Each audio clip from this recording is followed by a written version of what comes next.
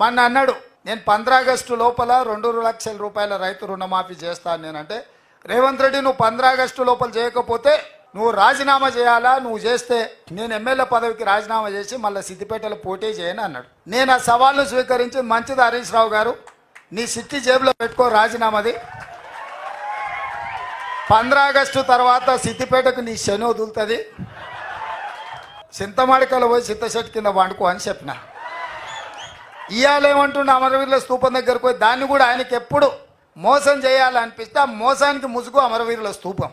ఇవాళ పోయి చెప్తున్నాడు రైతు రుణమాఫీ కాదు ఇంకేంటి ఒక కండిషన్లు చెప్పి ఇవన్నీ చేసి ఇంత పెద్ద లేఖ రాసుకొచ్చాడు. రాజీనామా లేఖ అట్లా ఉండదు. నాకు ఎవరో చూపించారు మొత్తం సీసపత్యం రాసిండు, అందులో వాళ్ళ మామ చెప్పిందంతా.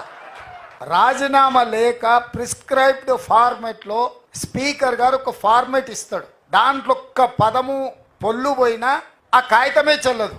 మళ్ళీ ఈయన సీసపద్యం అంతా రాసుకోవచ్చండి. సీసపద్యం రాజీనామా పత్రం చెల్తుందా? పెద్ద తెలివి అనుకుంటుండే ఆయన. తాటి సెట్టు లెక్క పెరుగుతే కాదు నాయన, మోకాళ్ళలో కాదు అరికాళ్ళకు పోయినట్టు నీ తెలివితేటలు హరీష్ రావు.